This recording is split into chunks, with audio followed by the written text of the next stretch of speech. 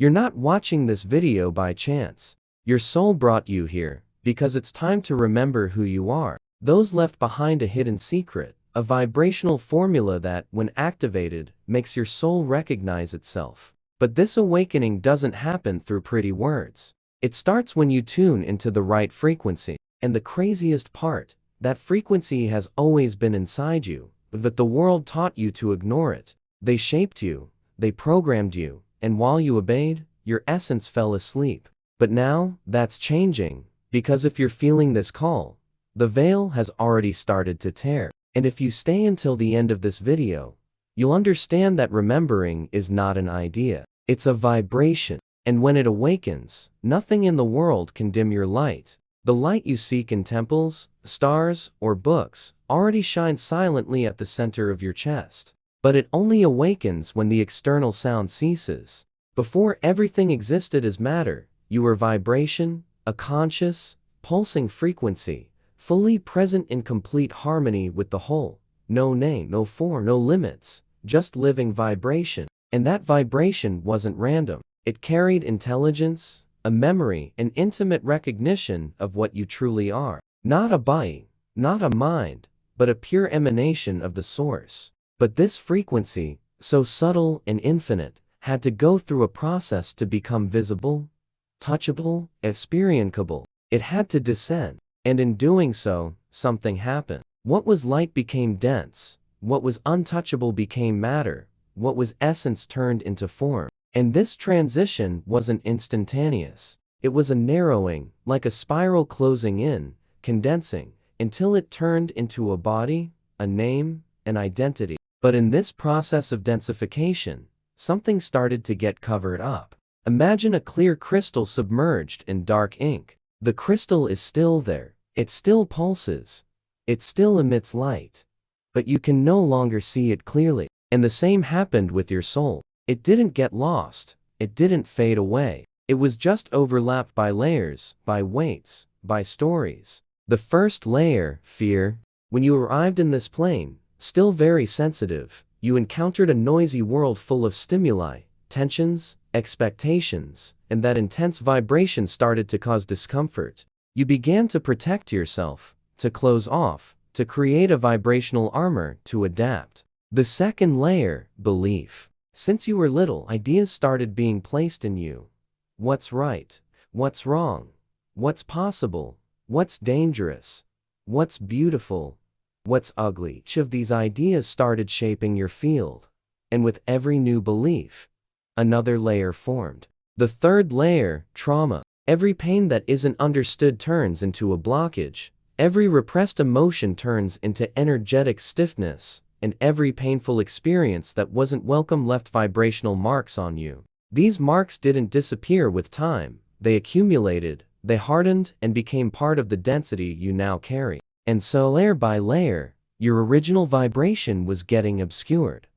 Not eliminated, just muffled, covered. And the most dangerous thing is that you started to identify with these layers. You started to believe you were them, that you were fear, that you were pain, that you were the role they gave you. And you forgot that behind all of this, an untouchable essence still vibrates. The ancients knew this in Egypt. They spoke of the bar and the car, aspects of the soul that remained alive even after death, even after everything was stripped away, because they couldn't be corrupted in the Vedas. This same concept was called Atman, the eternal self, the unchanging spark. In Greece, Plato spoke of the soul as a prisoner of warm, wrapped in a body, like a light trapped in a cave. Thoth was more direct. He said that the world of form is a school, a symbolic field where the soul learns, but also gets lost if it's not awake. He spoke of the first fall as the moment when the original vibration drifted away from the center, and that distance led to forgetting. Forgetting not as a failure, but as part of the game of density, as a test, a challenge of vibration. But the secret is that the original vibration never disappears. It may be dormant, silent, but it's there, vibrating, always waiting for you to look inward. Because what was covered can be revealed. And to reveal it, you don't need to search outside. You need to cross through the fear, cross through the stiffness, Cross through the voice that tells you you're small. Go beyond the image they created of you. Feel the discomfort of breaking through these layers, because behind them is the frequency that was never lost, the living point, the vibrational core that still pulses like in the beginning. And it's closer than you think, not with your eyes, but with your feeling. And when you start to notice the first signs of this, the vibration changes. Something moves in the invisible. Something starts to reorganize, and that something will emerge with strength in the next revelations, the truth without an owner, the ancestral memory that unites all peoples. And when that vibration starts to rise from the depths of forgetting, something curious happens. It doesn't speak in words. It recognizes. It resonates. It finds within you a memory that didn't come from this life. It didn't come from childhood, nor from what you read or heard. It's something older, as if there were a memory that was never taught, but that you've always carried. And the most fascinating part is realizing that this kind of memory isn't individual. It's ancestral. Entire civilizations, separated by oceans, by centuries, by languages that never cross paths, spoke of the same thing in different ways, with distinct symbols, but always pointing to the same central point. The soul is not here to learn something new. It's here to remember. In Egyptian temples, the Hierophant said that initiation was a process of reunion with what has always been present. In the heart of the Andes, the Quechua shaman spoke of Chula, the point of luminous singularity that exists in every being.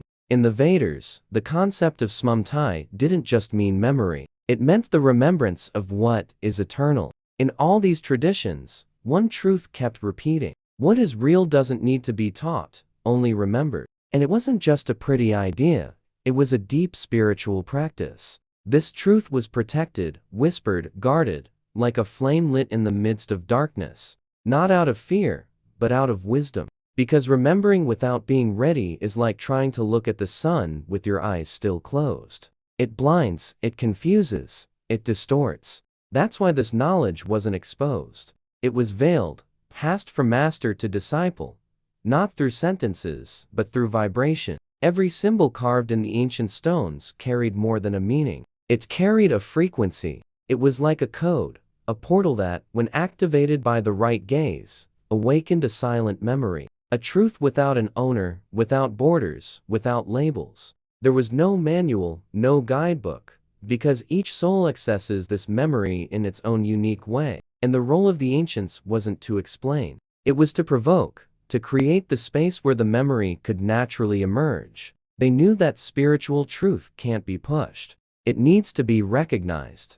And that's why all these cultures, even without knowing each other, pointed to the same path, the return to vibrational essence. A return that doesn't happen through accumulating knowledge, but through letting go of excess. That's why true initiates lived in silence. Because in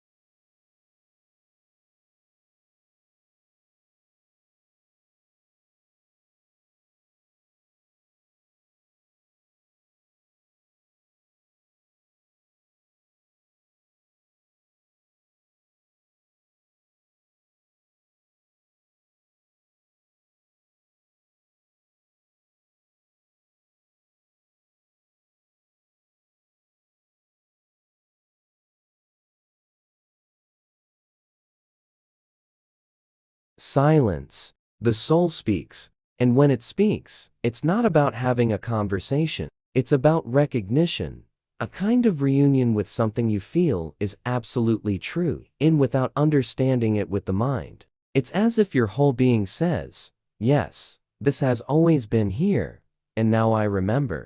This is the point where you start to realize that you're not just accessing ideas, but touching a living frequency and intelligence that has always existed and has never stopped vibrating. And when you enter this field, you start to feel something different in the air. A light tension, a vibrational expectation, as if something is about to be revealed. And when that frequency starts to vibrate more strongly, the soul feels that something needs to be crossed. And it's not new knowledge. It's a crossing, a rite, something that existed before history was even written. The ancients knew that to truly remember, it wasn't enough to contemplate. You had to die, but not the body. It was what was behind the mask, what we call the self in the oldest temples, accessible only to those who were ready. The rituals weren't symbolic. They were alive. They were vibrational portals, carefully built to provoke a rupture.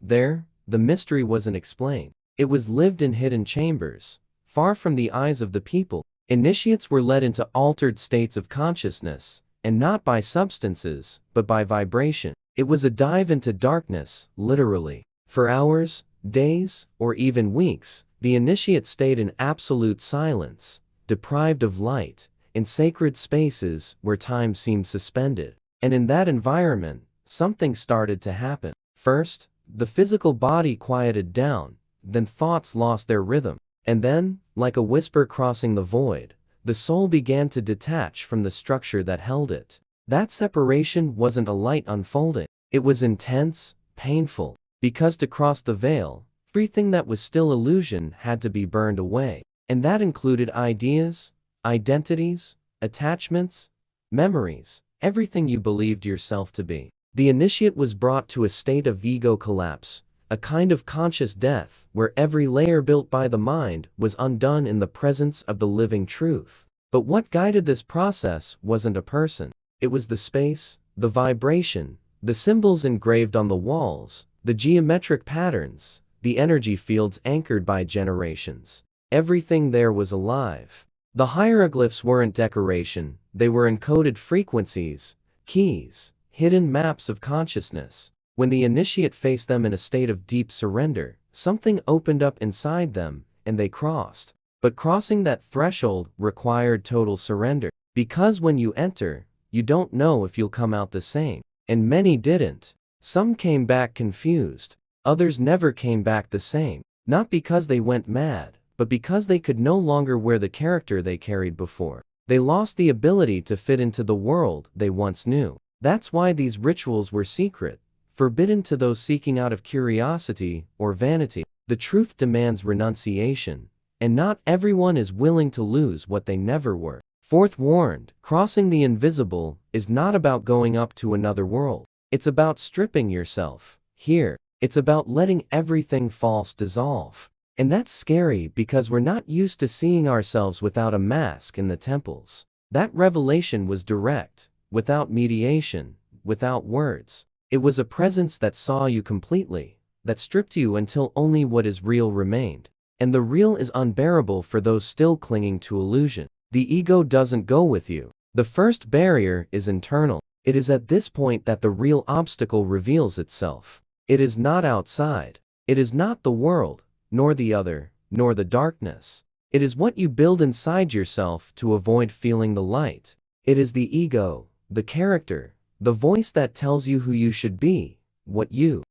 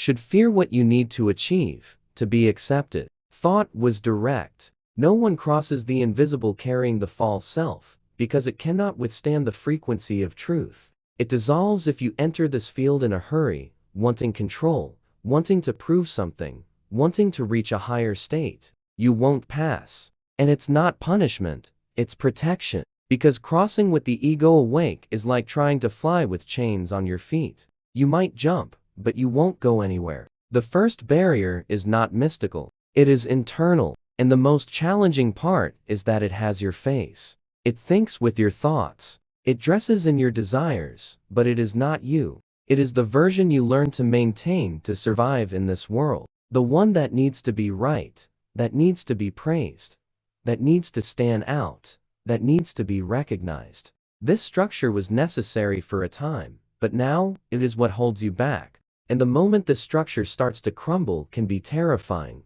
because when it begins to break, you feel as if you are falling apart, as if you are losing control of your own life. But what is breaking is not you. It is what was preventing you from feeling who you really are. The ego doesn't die screaming. It dies in silence the moment you stop fighting, stop resisting, and start simply feeling. But this process is not comfortable. Remembering who you are takes courage, because remembering means feeling again everything that was ignored. It is revisiting the pains that were pushed to the bottom. It is looking at the shadows you hid from yourself. And that is scary. That is why many give up at this point, because they think they are regressing, that they are getting worse. But in reality, they are cleansing. And when you go through this cleansing, something very subtle starts to happen. It is not a vision, not a voice. It is a vibration, a soft warmth in the center of the chest, a peace that doesn't need explanation, a silent certainty that even in the middle of chaos, you are coming home.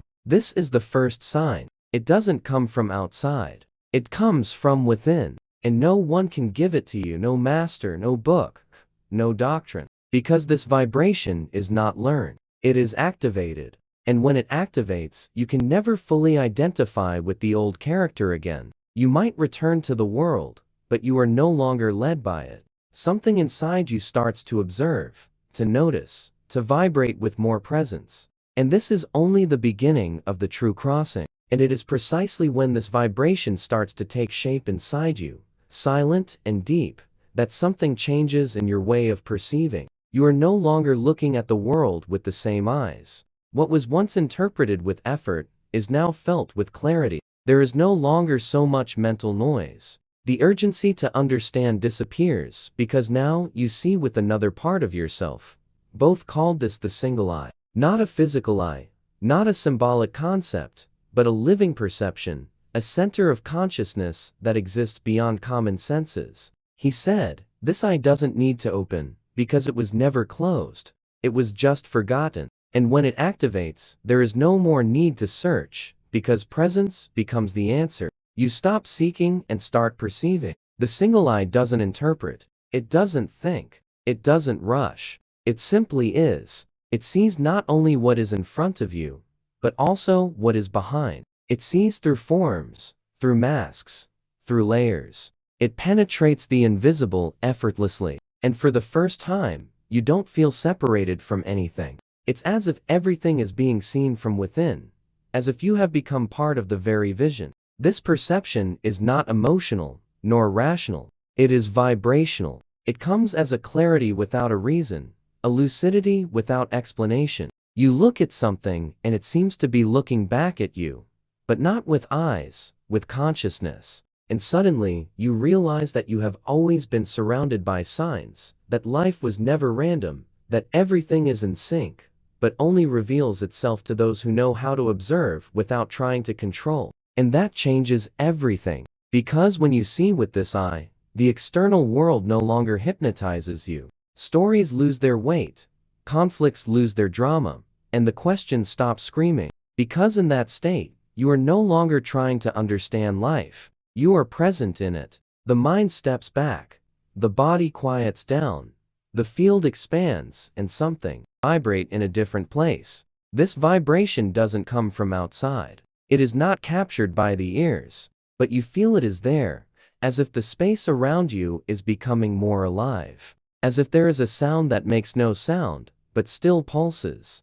And that sound seems to be calling you from a place you cannot locate, but that feels closer and closer. It cannot be explained, but it can no longer be ignored. It is like an echo coming from within your own field, like a frequency that has always been there, waiting for the right moment to be heard. And maybe that moment has arrived now, the encounter with the shadow, when the soul decides to heal. The more this silent presence grows within you, the more evident a sound becomes that doesn't belong to the physical world. It is not sound in the usual sense. It doesn't echo in the air. It isn't produced by vocal cords, nor can it be recorded by human devices. But it vibrates. It vibrates in a region so subtle and deep that it can only be perceived in the space between thoughts, a space where the body senses withdrawal and only the soul remains alert. This sound doesn't come from the outside. It doesn't pass through the ears, nor is it interpreted by the brain. It is heard by another kind of listening,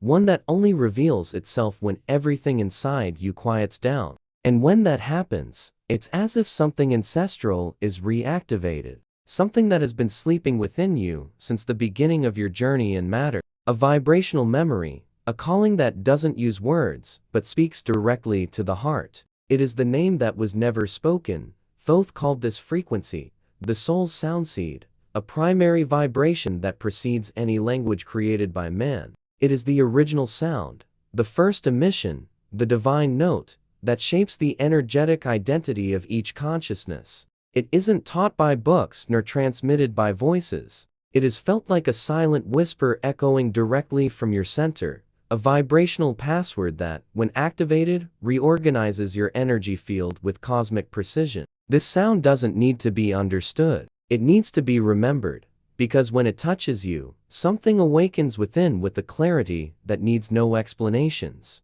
Your body vibrates in unison, your emotions fall silent, your mind bows, and the soul smiles. It's like returning to a home you've never seen with physical eyes, but have always recognized with the eyes of the spirit.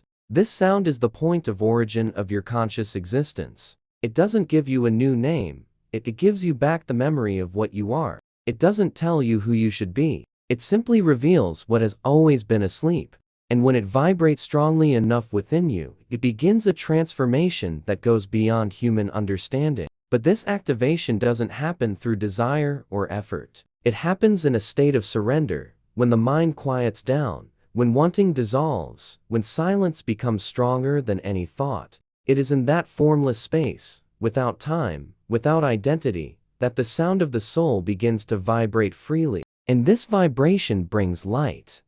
But it is not a comfortable light made only of peace. It is a light that reveals, that illuminates what has been hidden, what has been ignored, what has been feared. Because when the soul's light grows, it shines even on the deepest shadows.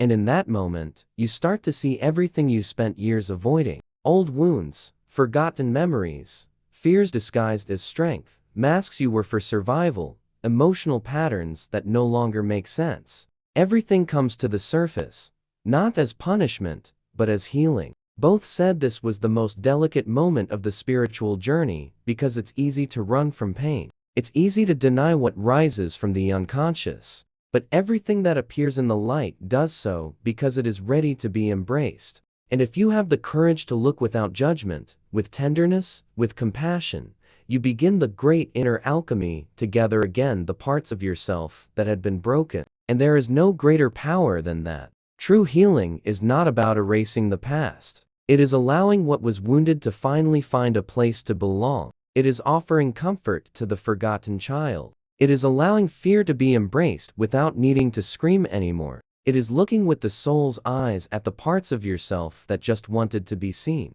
When that happens, something magical begins. The ego relaxes. It realizes it no longer needs to fight to protect what is already safe.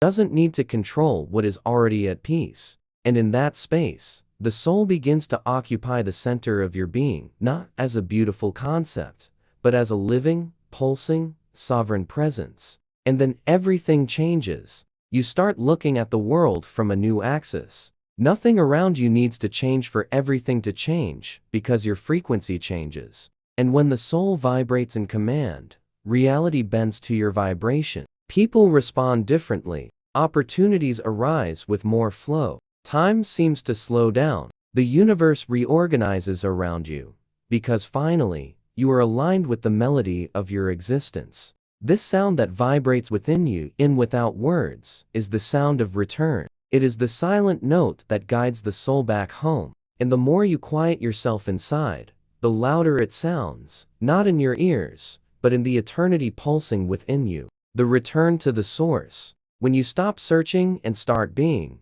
when the soul begins to take the lead, something surprising happens. You keep living in the same world, but it no longer controls you like it did before. The same settings, the same voices, the same challenges, but now, there's a space between what happens and how you respond. That space is sacred because it is where true freedom is born. Both called this state awakened trance, a vibrational paradox. You are present, whole, attentive, and at the same time, you realize that almost everyone around you is still dreaming of the past, dreaming of the future, trapped in roles, expectations, automatic reactions. And this is when the real test begins. It is not about crossing the invisible. It is about holding the vibration while walking in the visible. The alchemist does not escape the world. He transforms it from within. And that transformation doesn't happen through words or teachings. It happens through presence, through the way you breathe, the way you listen, the way you look, the way you stay centered when everything around seems to fall apart. That is the soul's goal, to maintain the vibration even in the midst of chaos. But that goal requires vigilance, because the world will test you. Old situations will reappear. People who vibrate in fear will cross your path, and the question will always be the same. Will you react with the old or sustain the new? The soul's remembrance is not an explosion, it is a reverberation. It starts like a breath, and if you nurture it, it grows. If you trust it, it deepens until it reaches a point where it never leaves, because it becomes who you are. And at that moment, you realize that you don't need to seek anymore. The search was useful, but now you have returned, and you didn't return to the past. You returned to your center, to the point of origin. That place that is nowhere, yet vibrates within you like a secret heart,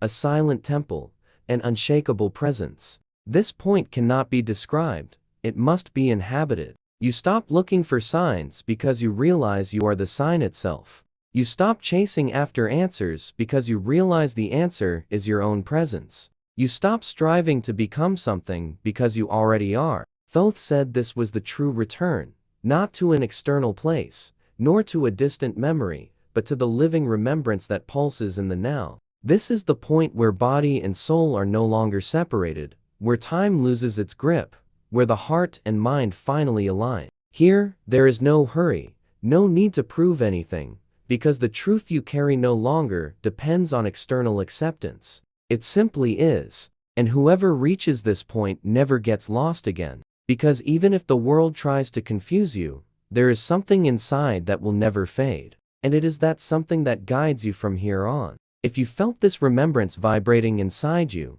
leave it in the comments. I am awakening with Thoth. This phrase activates a collective vibrational field and strengthens even more your connection with who you truly are. Oh, and if you want to help this channel spread more content like this around the world, you can contribute directly. The link is in the first pinned comment. Every bit of help vibrates together with the mission. And before you leave, there is a special video waiting for you on the screen. Click now to continue this journey and meet us there. Your soul will know it's the next step.